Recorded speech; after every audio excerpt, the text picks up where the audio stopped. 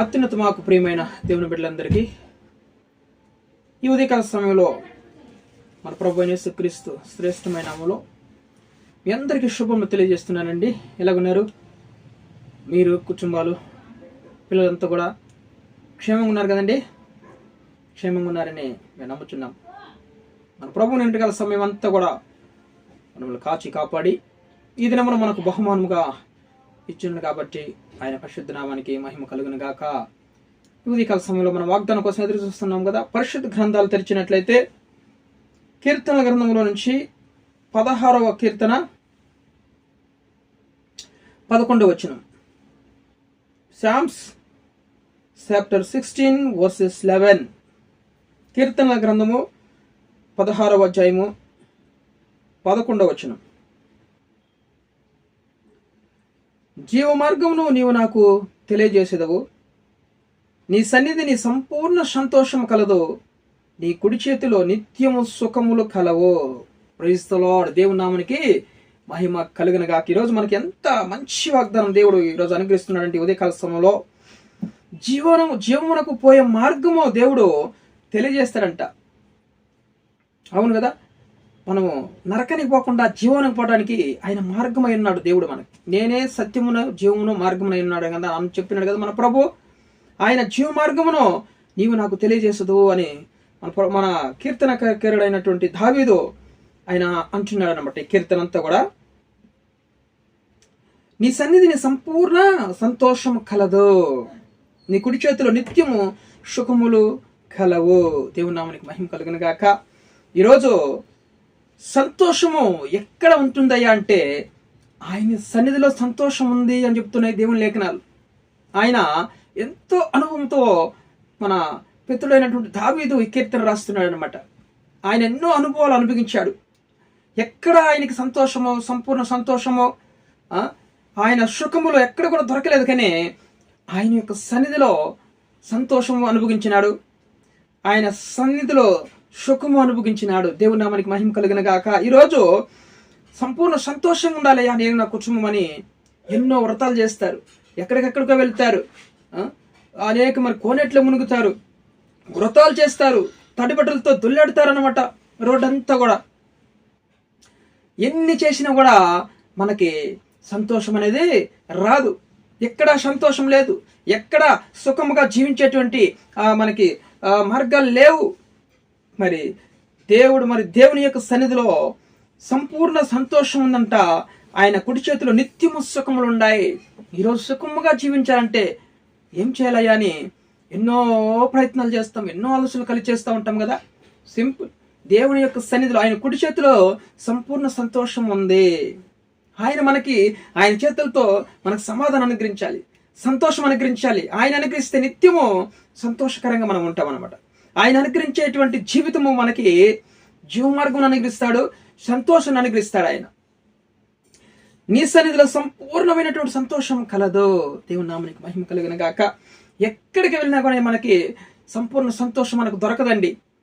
ఆయన సన్నిధిలో మనము ఆరాధిస్తూ ప్రార్థన చేస్తూ ఆయన స్తుతిస్తూ ఉంటే సంపూర్ణమైన సంతోషం, ఆనందకరంగా ఉంటాం అన్నమాట. మన బాధలు, మన చింతలు, మన కష్టాలు అవన్నీ కూడా మర్చిపోయి ఆయన సన్నిధిలో ఆనందకరంగా డ్యాన్స్ చేస్తూ స్తుతిస్తూ ఉంటే మనకి సంపూర్ణ సంతోషము ఆయన సన్నిధిలో కలదు. అందుకే దావీదు రోడ్లలో నాట్యమాడుతూ ఆయన మందసం ఎత్తుకొని రోడ్లలో నాట్యమాడుతూ సంతోషించినాడు కదా. ఎందుకంటే ఆయన సన్నిధిలో ఉన్నటువంటి సంతోషం ఎక్కడ లేదండి. దేవుని నామానికి మహిమ కలుగును గాక. నీ సన్నిధిని సంపూర్ణ సంతోషం కలదు. ఆయన సన్నిధి ఎక్కడైతే నా నామంలో 2 లేక 3 కూడి ప్రార్థిస్తారో అది దేవుని యొక్క సన్నిధి. దేవుని నామానికి మహిమ కలుగును గాక.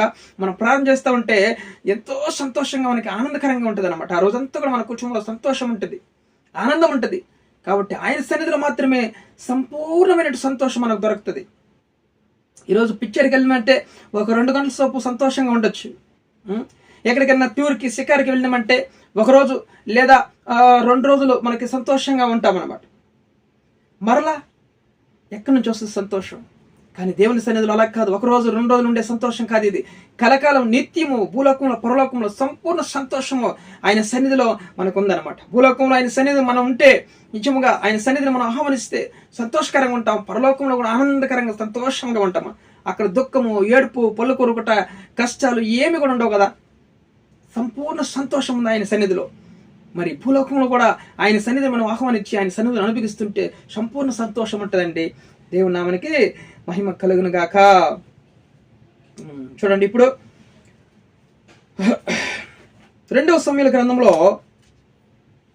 7వ అధ్యాయం 29 వచనంలో చూడండి. 7:29లో దావీదు ఒక మాట అంటాడు, అయ్యా నాకు సంతోషం ఎక్కర్లేదు కానీ మీ సన్నిధిలో సంతోషం ఉంది. అందుకనే దయచేసి నీ దాసుడైన నా కుటుంబము నిత్యము నీ సన్నిధిలో ఉండినట్లుగా దానిని ఆశీర్వదించము. యెహోవా నా ప్రభువా, నీవు సెలవిచ్చి ఉన్నావు, నీ ఆశీర్వాదం ఉంది నా కుటుంబము నిత్యం ఆశీర్వదించబడును గాక. హల్లెలూయా. చూడండి, ఆయన సన్నిధిని అంటే చూడండి, నిత్యము నీ సన్నిధిలో ఉన్నట్లు దాన్ని ఆశీర్వదించు నా కుటుంబాన్ని. ఎందుకంటే నీ సన్నిధిలో మాత్రమే సంపూర్ణ సంతోషం ఉంది. నీ కుడి చేతిలో నిత్యము సుఖములు ఉన్నాయ్యా. నేను సుఖముగా జీవించాలంటే అది నీ సన్నిధిలోనే. ఈరోజు సంతోషంగా ఉండాలనుకుంటున్నావా? సంపూర్ణ సంతోషంగా ఉండాలనుకుంటున్నావా? నువ్వు సంపూర్ణ సంతోషము, నిత్యము సుఖంతో నువ్వు కుటుంబాన్ని జీవించాలనుకుంటున్నావా? దేవుని యొక్క సన్నిధానికి రా. సమస్త బాధలు, చింతలు అన్ని కూడా విడిచిపెట్టు. లోకానుసమైన ఆలోచనలు, ఆశలన్నీ విడిచిపెట్టి ఆయన సన్నిధికి రా. నీకు సంపూర్ణ సంతోషం అనుభవిస్తావు. సంపూర్ణ సుఖములు ఆయన సన్నిధిలో, ఆయన కుడి చేతిలో సుఖము నీకు ఇస్తాడు దేవుడు. ఆయన సన్నిధిలో ఉన్నటువంటి, ఆ చేతిలో ఉన్నటువంటి సంతోషాన్ని నువ్వు ఇస్తాడు దేవుడు, నువ్వు అనుభవిస్తావు. దేవుడు నామనికి మహిమ కలుగును గాక. చూడండి, అంతేకాకుండా యెషయా గ్రంథంలో 9:3 చూడండి. యెషయా గ్రంథము 9వ అధ్యాయము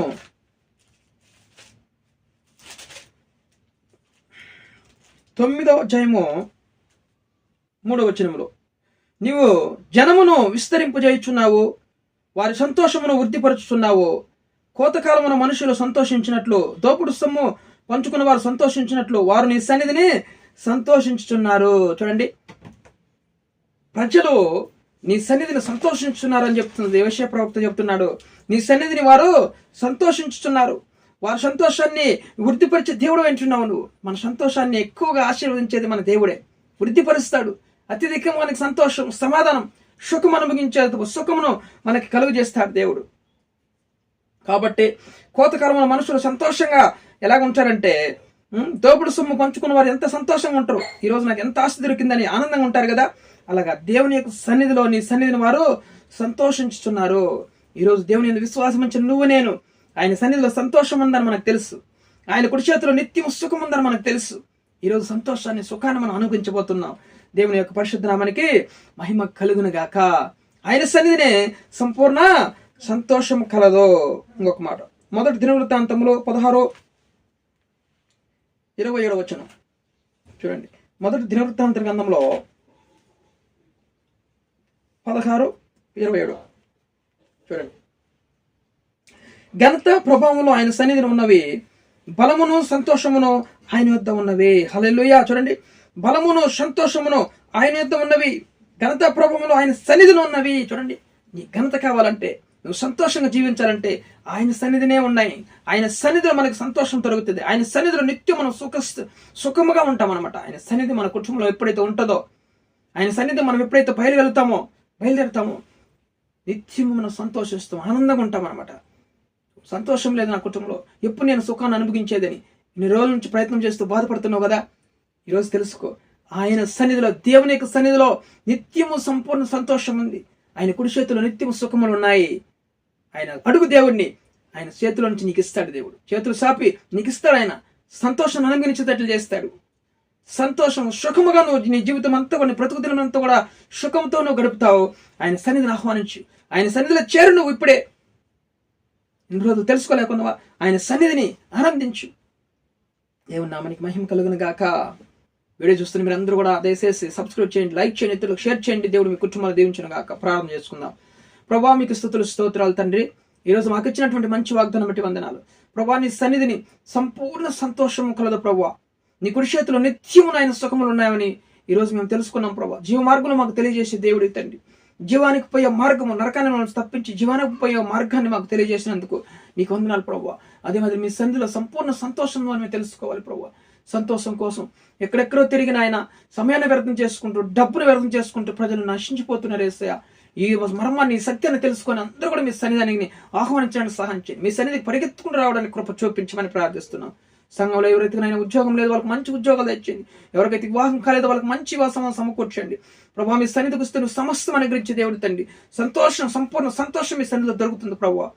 గర్భఫలం వారి గర్భఫలం తెచ్చండి తండ్రి. ఆయన రోగములతో ఉన్న వాళ్ళందరినీ బట్టి స్వస్థపరిచే సమయంలో కృప చూపించమని, కుటుంబంలో సమాధానం, నెమ్మది, సంతోషం మీ సన్నిధిలో అనుభవించేటట్లు చేయమని కృప చూపించమని, మీరు అనుగ్రహిస్తే ఆయన సంతోషంగా ఉంటారు ప్రభావ. సుఖములను ఆయన సుఖముగా ఆయన జీవించేది దినములను ఆయన ప్రభావ అనుగ్రహించిన ఆయన ప్రతి ఒక్క కుటుంబానికి తండ్రి మీకు వందనాలు చెల్లిస్తూ నజరేయుడు సజీవుడైన యేసు క్రీస్తు జీవం కలిగిన నామములో ప్రార్థన అడిగి వేడుకొని పొందిన పరలోకపు తండ్రి. ఆమేన్.